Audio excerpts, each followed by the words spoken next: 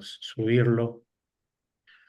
Ahora sí, formalmente, bienvenidos a todos, Dios les bendiga. Esta es nuestra tercera clase, vamos avanzando en el recorrido de nuestra materia y esta clase tocaba que, que ustedes estuvieran viendo acerca de la perspectiva de la cultura y sobre cultura y sociedad.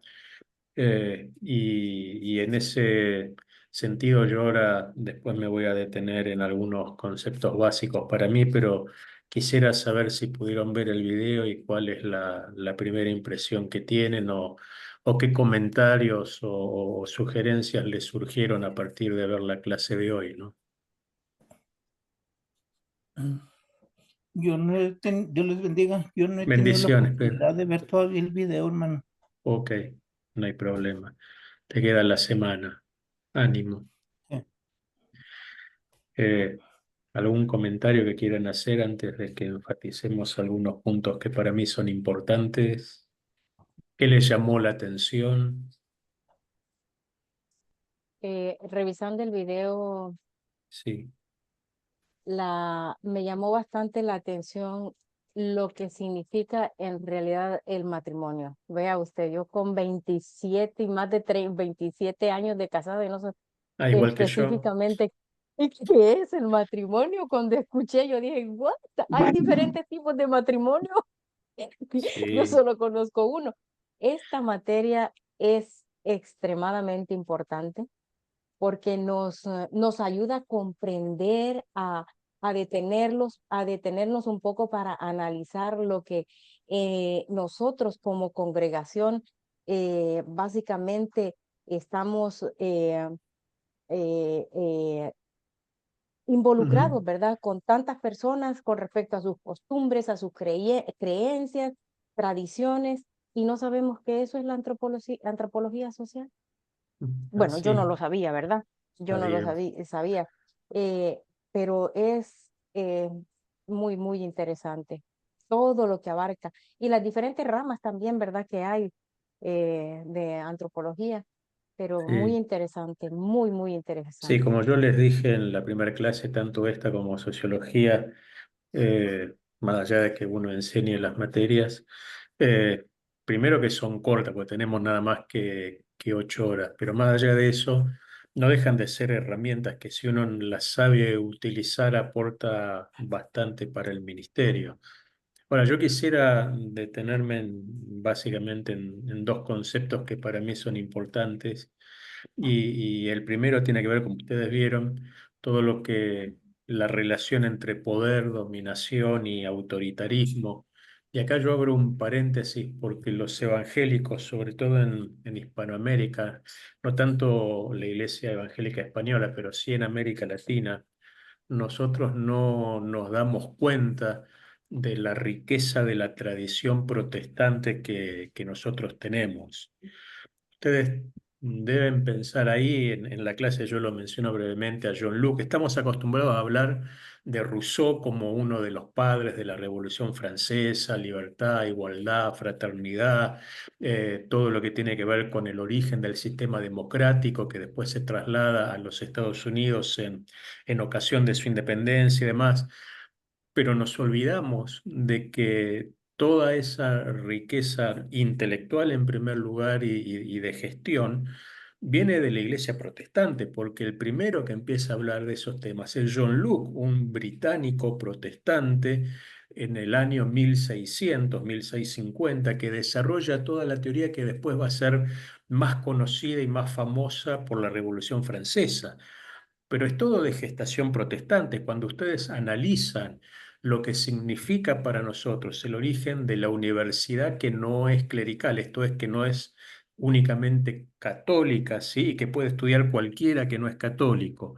Cuando ustedes ven el tema de la alfabetización de los niños que comienzan, que trabajaban en las minas de carbón en Inglaterra, la posibilidad de la imprenta, invento protestante, la difusión y la posibilidad de la lectura, enseñarle lectura al pueblo, imprimir la Biblia, formar las primeras universidades, los primeros colegios, los cementerios laicos, porque antes solamente se enterraban en cementerios católicos y si yo no era católico tenía que enterrar a mi familiar en el patio de mi casa.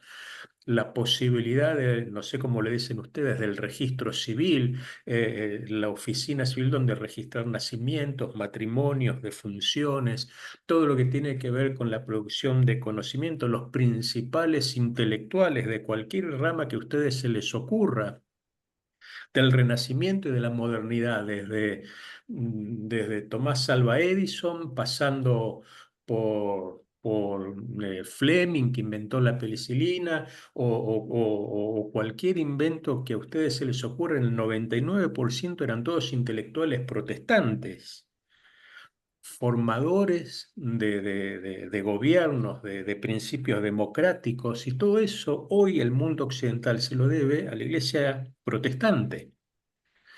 Y nosotros no nos damos cuenta de esa herencia, no nos damos cuenta de la trascendencia de esa herencia y pensamos que la obra de Dios se agota en el mover del Espíritu Santo, lo cual es importante, pero no valoramos en la medida que corresponde el hecho de saber que aún hasta los antibióticos son producto de mentes protestantes que inventos, Ford era protestante, ¿sí? Lo que significa el hecho de que para la iglesia protestante el trabajo no es una maldición como lo es para la iglesia católica. Un cambio absoluto de mentalidad, porque la iglesia católica asocia el trabajo a la consecuencia del pecado. ¿Se acuerdan lo que dice el texto? Ganarás el pan con el sudor de tu frente, pero antes del pecado original, cuando Dios pone a Adán en el huerto, le da la responsabilidad primero de administrarlo, cosa que el hombre administrando la creación ha sido bastante desastroso, pero le dice que tiene que administrar el huerto, le estaba dando trabajo. Obviamente que no estaba alcanzado por las consecuencias del pecado, pero la reivindicación del trabajo como labor dada por Dios al hombre en el huerto del Edén lo rescata la Reforma Protestante. La trascendencia de lo que significa generar riqueza, como dice Max Weber, que era un estudioso de la fe protestante. El espíritu del capitalismo nace por el ascetismo de hombres y mujeres que trabajaban muy duramente, que vivían con lo que necesitaban y todo lo demás iba a orfanatos, a hospitales. Los primeros hospitales para cualquiera son de tracción protestante.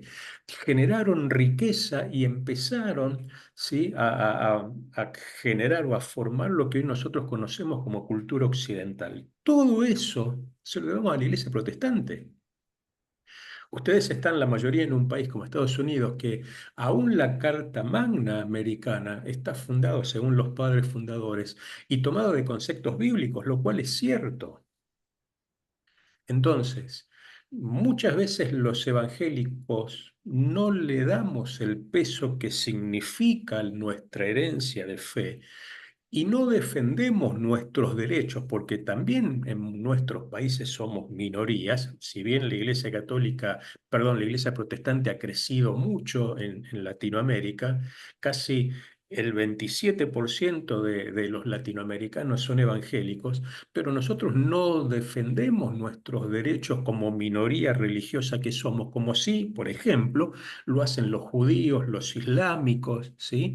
Y la Iglesia no ha sido eficiente a la hora de peticionar ante las autoridades públicas en defensa de sus derechos, en defensa de la libertad religiosa en muchos de nuestros países, porque perdimos de vista que gran parte de la cultura occidental viene de la mano del Nuevo Testamento y fundamentalmente de la reforma protestante y la reforma magisterial, ¿no?, que es la clásica de Lutero, Zwinglio, Calvino y todo lo demás.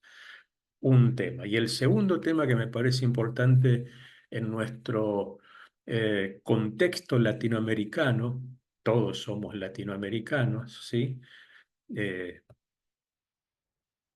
Tenemos que tener en cuenta la importancia del caudillismo. Todos me entienden cuando hablo del caudillo, ¿sí? En todos nuestros países aparece la figura del líder carismático, autoritario, el caudillo al cual el pueblo le brinda su expectativa y así estamos en Latinoamérica por el populismo, sea de izquierda o de derecha, populismo es populismo siempre. Y la figura del caudillo, esa figura autoritaria en la cual la gente espera o tiene la expectativa de que va a resolver los problemas sin mayor esfuerzo personal, cosa que va en contra de lo que dice la palabra y va en contra de nuestra tradición protestante, ha llevado, ¿sí? Como yo digo en el video, ahora lo ahondo un poco más, en que el ejercicio de autoridad tiene y conlleva el necesario ejercicio de poder. Y cuando uno ejerce mal la autoridad delegada de Dios y ejerce mal el poder que recibimos de parte de Dios, ustedes van a ver gobiernos que son tiranos, despóticos, populistas, a perpetuidad, como no sé, en Cuba, ¿sí? Emergentocracia, que ese es el término que yo uso más que nada a partir del COVID, donde muchos de nuestros gobiernos les gustó el hecho de arreglar ellos fuera del Parlamento, pero nos olvidamos de que en nuestros países hay mucho populismo religioso que llevan adelante pastores que sin el corazón y el temor de Dios necesario manipulan a la gente, extorsionan a la gente en la producción de eventos, de shows, de luces, de cosas que llaman la atención, que generan emoción, que nos hacen sentir bien, pero que en el fondo licúan o drenan las demandas del Evangelio y generan en cierto aspecto una dependencia espiritual que no condice con la palabra. Ustedes escucharon a muchos evangélicos seguramente cuando van a los pastores y a los líderes y le dicen, ay, ¿por qué no me ora? ¿Por qué no viene a mi casa y unge mi casa? Y como que ellos son tan dependientes que no son capaces de orar ellos delante de Dios, porque Dios no hace acepción de personas, obviamente, y mucho más se ha profundizado esto con lo que se conoce como la nueva reforma apostólica, en el sentido de que la iglesia protestante, lo primero que hace Lutero, pese a que él sigue estando en la iglesia católica, es decir, mi relación con Dios es directa, es personal, yo no necesito de un mediador para acercarme a Jesucristo. Y ahí empezó el lío de la reforma. Sin embargo, hoy la gente ve a los pastores y a los líderes como mediadores necesarios y suficientes para guiarlos a Dios, para si el pastor no me ora, no es lo mismo. Y no es así. Esa gente creció en dependencia y en manipulación porque alguien los formó en manipulación y dependencia. Entonces, el video de hoy debería servirnos para las dos cosas, para darnos cuenta de la importancia de nuestra herencia, para no menospreciar nuestra herencia, y en segundo lugar, para tener cuidado de la manipulación de las personas por fuera de la obra y la voluntad del Espíritu Santo. Dios no necesita la ayuda de ninguno, ni la intervención de ningún hombre. Lo que sí necesita Dios son hombres y mujeres que en humildad sean dependientes de Él para hacer discípulos. Fíjense en que no hay nunca mención en el Nuevo Testamento de la palabra miembro, ni existe. Y creyente hasta por ahí nomás, porque la palabra habla de discípulos. Dios nos llamó a ser discípulos, no creyentes, porque creyentes son los satanistas también, porque creen en Satanás. Creyentes son los que creen en la astrología, creyentes son los que creen en Buda, en Mahoma, ¿sí? Amén. Cualquiera cree. El tema no es tener creyentes en la iglesia, el tema es hacer y formar discípulos, que eso es absolutamente diferente. Así que bueno, esos dos comentarios, y no sé si a ustedes les quedó algo que quieran que les explique o profundizar en algún punto, o si digo algo raro también díganme, ¿no? De a uno no se me atropellen.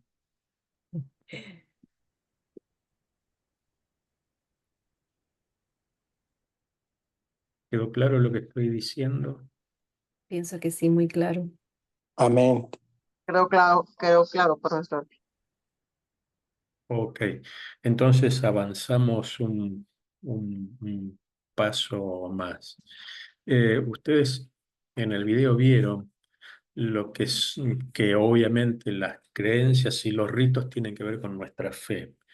Eh, y aunque no nos demos cuenta, lo que nosotros pensamos, en el fondo es lo que nosotros hacemos, ¿sí?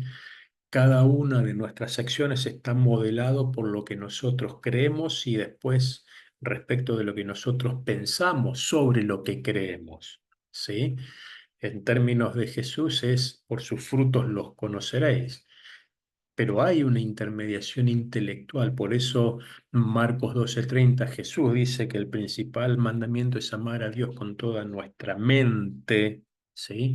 Quiere decir que en la medida en que yo pueda intelectualizar mi fe, no es que soy un carnal, sino que, como dice San Pablo, como dice San Pedro, tenemos que saber dar defensa de nuestra fe, estar preparados para defender nuestra fe y racionalizar nuestra fe. Lo que nos ayuda es a no fluctuar, diría Santiago, como la onda del mar que va de un lado al otro. Cuando nosotros no estamos seguros de lo que creemos porque no hemos intelectualizado y nos hemos convencido de que lo que creemos es lo que dice la Biblia, vamos a tener fluctuaciones en el comportamiento y en el carácter.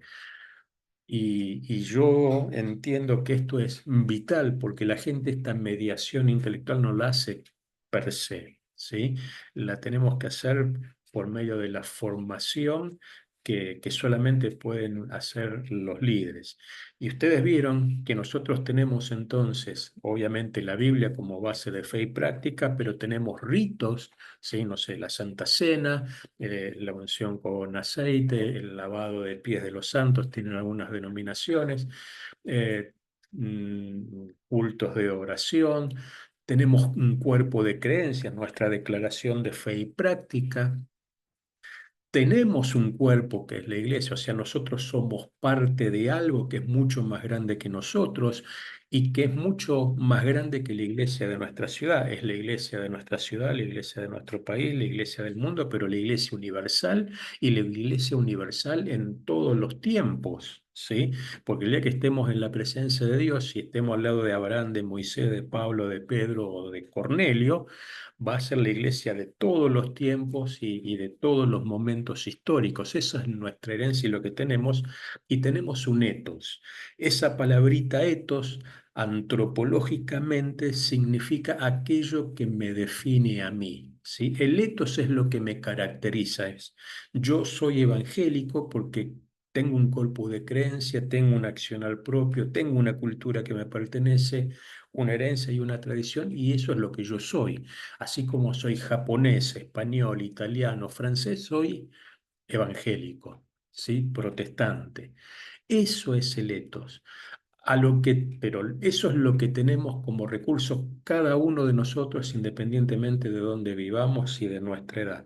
Pero tenemos filtros, como ustedes vieron, que en primer lugar somos nosotros mismos, son nuestras experiencias y cómo nos han enseñado, y ahí yo abro un paréntesis, muchas veces nosotros esperamos, perdón, que los demás nos enseñen, pero no somos muy proactivos a la hora de indagar nosotros. Jesús les dice a los fariseos e indirectamente a sus discípulos, escudriñad las escrituras, porque ellas son las que dan testimonio acerca de mí. Y esa acción, esa actitud de escudriñar, de escarbar, de sacar de lo profundo, es como Dios le dice a Jeremías, si lograras entresacar lo vil de lo profano, entonces serías como mi boca. Esa acción de indagar más allá del estudio bíblico, indagar más allá de la preparación del sermón, es lo que a mí me va a dar marco y soporte intelectual. Primero, para defender mi fe y segundo, para poder vivir mi fe de manera plena más allá de las circunstancias. Entonces, esos son los filtros que tenemos y la realidad es lo que vemos. Mi espiritualidad cómo es mi relación con Dios, y ahí esa palabrita que ya venimos hablando de religión vivida. O sea, cómo es mi relación con Dios cuando no estoy en la iglesia. Hay cristianos de domingo y hay cristianos de lunes a sábado. Bueno, debería haber consistencia, que de esto ya más o menos hablamos.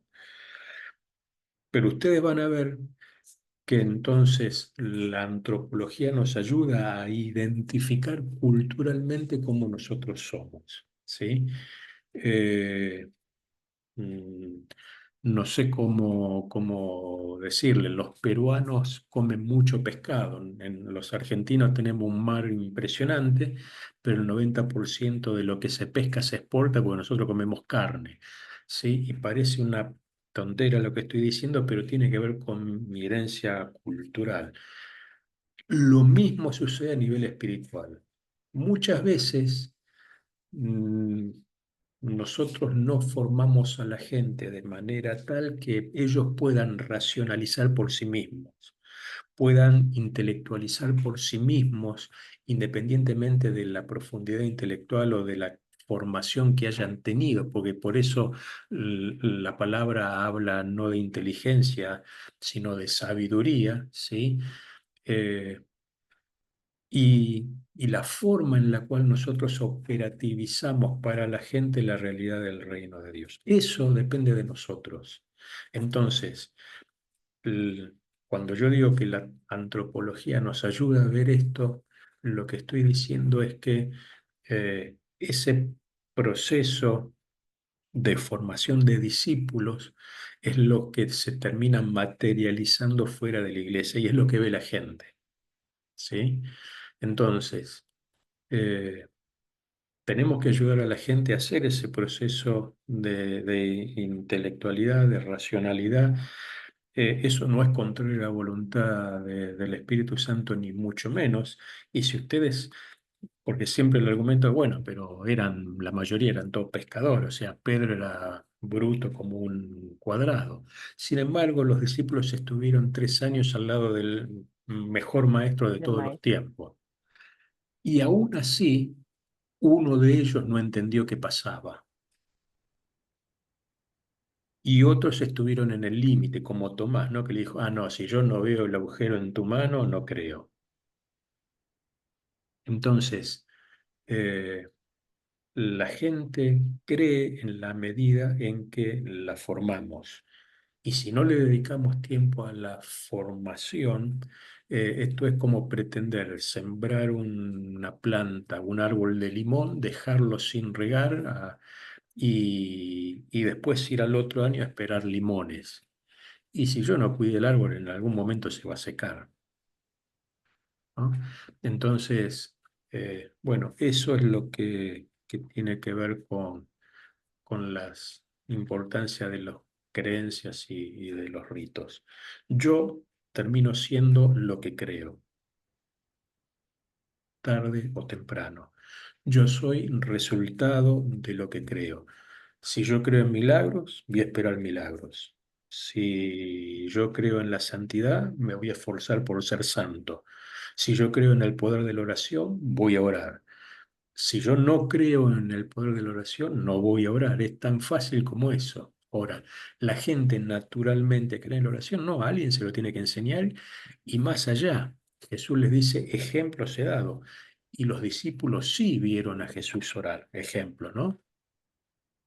Entonces, la iglesia nunca va a tener más nivel que el nivel que tiene su pastor. Y la iglesia no va a poder ir más allá de donde vaya su pastor. El pueblo seguía a Moisés. Y cuando Moisés no estuvo, el pueblo se extravió. Entonces, de eso también nos ayuda, o en eso también nos ayuda la antropología, ¿no? En saber detectar herramientas para la formación, pero ir monitoreando el avance o no de la gente. ¿Alguna duda?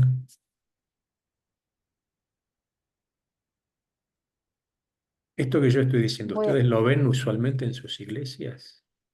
Eso es lo que iba a comentar, pastor. Justamente, Así es. no estamos viendo eso. Nada, nada, nada, nada. no hay consistencia, no hay nada, no estoy, todo lo que estamos hablando, estamos completamente yendo por otro camino, o en ¿Vieron donde yo me congrego. ¿vieron el link que yo les mandé el martes pasado de George Barna, que él habla de ese 10%? Sí, Sí, yo lo pude ver, sí. ok. Y, bueno, en mi opinión, pues hay que dar la vuelta y ir por el camino correcto porque estamos yendo por otro camino. No sé Sé el que el resto qué camino es opina. Jesucristo. Ujú, sí. ¿Y el resto qué opina?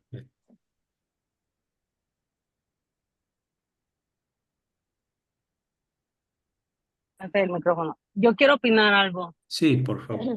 Mira, yo apenas hace como, desde que comencé a ir a la escuela, fue donde yo realmente comprendí que era la religión cristiana, porque yo asistía a una iglesia, como mi ejemplo, me decían bautízate, pero yo no entendía para qué me tenía que bautizar y por qué me tenía que bautizar. Y se enojaban conmigo porque a veces decían, es que no te has bautizado, pero yo decía, es que no entiendo todavía por qué me tengo que bautizar. Hasta que vine a la iglesia, a la escuela, fue que comprendí todo realmente lo que es el sacrificio que hizo Jesús por nosotros.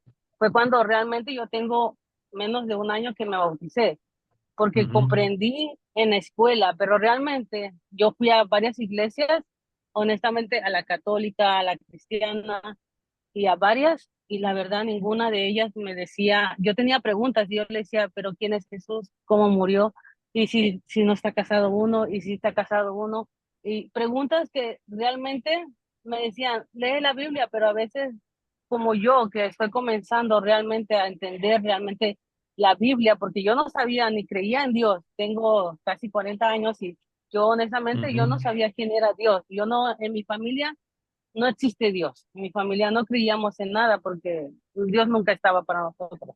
Entonces ujú, yo cuando me dicen quién es Dios y yo digo, comienzo a saber quién es Dios, yo decía, no, no existe Dios. Y hasta que comencé a estudiar, entonces te entendí, pero realmente yo pienso que en las iglesias, en la mayoría no hay cómo enseñarles a las personas como yo, que aunque estamos grandes y tenemos un poco de educación en México, realmente no hay esa capacitación. Hay grupos, sí, pero realmente no explican como para un principiante, no hay como grados como el inglés, ujú. abajo, nivel medio, avanzado. En las iglesias no hay eso. Hablan como si uno supiera, Sí, como dan por cuando decían sentado las cosas. David, ajá, David en el horno. Y para mí cuando decían eso, yo decía, pues no sé quién sea. A veces sí lo investigaba porque tenía curiosidad, pero hay veces muchos que no investigamos. Y para mí siento que en las iglesias sí les hace falta como eso, enseñar el nivel bajo, el medio, y poder ayudar a la gente que, como yo, que no sabía quién era Jesús. Creo que si yo hubiera sabido desde hace 4 años que llevo asistiendo a una iglesia, yo creo que si me hubieran enseñado realmente quién era Jesús desde el principio, yo me hubiera podido bautizar desde el primer año, te podría decir, no que esperé casi 3 años para poderme bautizar y saber el sacrificio que realmente hizo Jesús. Y yo lo hice porque tuve la necesidad de saber realmente qué es la Biblia, quién era Jesús, y tuve que venir a estudiarlo porque yo sí quiero saber, pero mucha gente no tiene dinero y aparte no tiene el tiempo para hacerlo. Ese es mi punto de Ujú, vista. ok, gracias. ¿Algún otro comentario? Como ustedes se están dando cuenta, eh, yo no estoy diciendo nada nuevo o nada que no sepamos, ¿verdad? El tema es que todo esto está en el Nuevo Testamento y salta muy gráficamente cuando uno analiza el ministerio de Jesús y la relación de Jesús con sus discípulos, ¿no? Ustedes piensen que Jesús tuvo 30 años de preparación, porque dice que desde niño estaba en el templo, es más, se le escapaba a su madre, a María, y lo tenían que buscar y siempre estaba en el templo discutiendo y debatiendo con los fariseos y con los sacerdotes, siendo un niño. Pero Jesús, en términos prácticos, tuvo 30 años de formación y 3 años de ministerio nada más. ¿Sí? Eh, pero para ejercer esos 3 años de ministerio se preparó 30. Moisés, para ser usado por Dios durante 40 años, tuvo 80 años de preparación. ¿Sí? Isaías fue llamado siendo un sacerdote y Dios lo empezó a usar después de casi 30 años de preparación también, 35. ¿Qué quiero decir con esto? Y así, está bien, Saulo de Tarso, fariseo de fariseos, todo lo que ustedes quieran, obviamente que no conocía a Jesús, pero la formación la tenía. ¿Por qué nosotros pensamos que con una clase de escuela dominical o un estudio bíblico una vez por semana alcanza? No sé de dónde sacamos eso.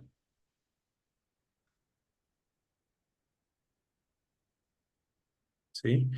No tiene correlato. Nosotros Estás le... en mute, Milagro, perdón. Sí, dime, Perdón, ya, sí. dale, no escucho. Considero que no se está poniendo la atención necesaria, el énfasis que tiene que tener en los que están dirigiendo las congregaciones, porque no, pues está todo tan cómodo y no tienen no prestan atención a las necesidades que hay, Pero se que son entiende, muchas. ¿no? Sí, obvio. Eh, pero la idea está en que esto no es crítica de ninguna iglesia, ni mucho menos. La idea es que ustedes están acá y se están formando Esa es la idea. para llevar adelante el ministerio de Dios. ¿Qué les quiero decir con eso? Más allá de que yo soy medio fanático del estudio, eh, para mí el estudio es un acto de adoración como cualquier otro. Entonces, es tan espiritual estudiar como es espiritual estar en el templo orando o en mi casa orando, porque cuanto más conozco a Dios, más puedo ser usado por Dios. Fíjense en que Jesús les dice a los discípulos, cuando le preguntan, ¿y qué vamos a decir en aquel momento? Le dice, no se preocupen porque el Espíritu Santo les hará recordar las cosas que habrán de decir. Y Jesús utilizó la palabra recordar. Quiere decir que el conocimiento ya lo tienen. Lo único que va a hacer el Espíritu Santo es ir a buscar lo que yo ya sé y me lo va a poner adelante mío. Ahora, si yo no tengo nada, no me puede hacer recordar nada. No, Es pues es no. así es así de simple. Es lo mismo que yo venga acá y no sé alemán, pero ustedes se imaginan si yo vengo y les doy la clase en alemán, ustedes no van a entender No. y yo tampoco entendería. ¿Sí? Entonces, muchas veces hacemos eso, como recién decíamos, damos por sentadas un montón de cosas que la gente no tiene primero, no tiene por qué saber. Y segundo, subestimamos a la gente pensando que va a hacer todo lo que yo le digo y que no tiene la intelectualidad suficiente y el discernimiento suficiente como para procesar lo que yo digo. Eso también es subestimación. ¿Sí? Eh, Nunca escucharon la frase, no, porque acá siempre se hizo así. Se hace Ujú, así porque yo lo digo, porque soy el pastor o soy el líder o soy el maestro. Bueno, cuando vos estés a cargo de una iglesia, haz lo que vos quieras. Mientras estés acá, haz lo que yo digo. O sea, correcto. ¿ustedes alguna vez leyeron que Jesús hizo eso en el Nuevo Testamento? Sí. No, para nada. Bueno, eso es una desvirtuación o un mal uso de la autoridad. Eso es despotismo, es autoritarismo, que lo vieron en el video de hoy. Eh, Así que bueno, nosotros somos llamados a tener cuidado en ese sentido y hacer la voluntad de Dios siempre, teniendo en cuenta lo que Jesús mismo dice, ¿no? De toda palabra ociosa que salga de vuestra boca, tendréis que dar cuenta. Así. Entonces, hay que hacer como Salomón. Aún el necio, dice Salomón, pasa por sabio cuando calla.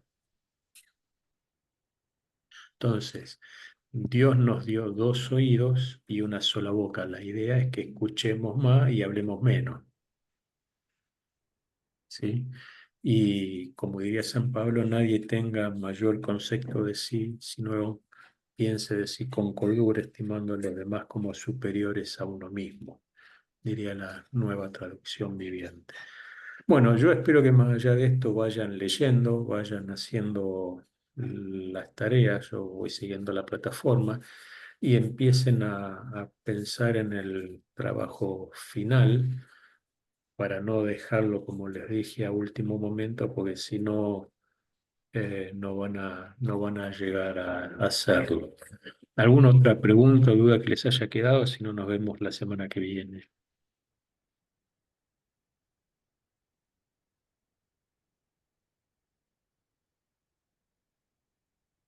¿Comentarios?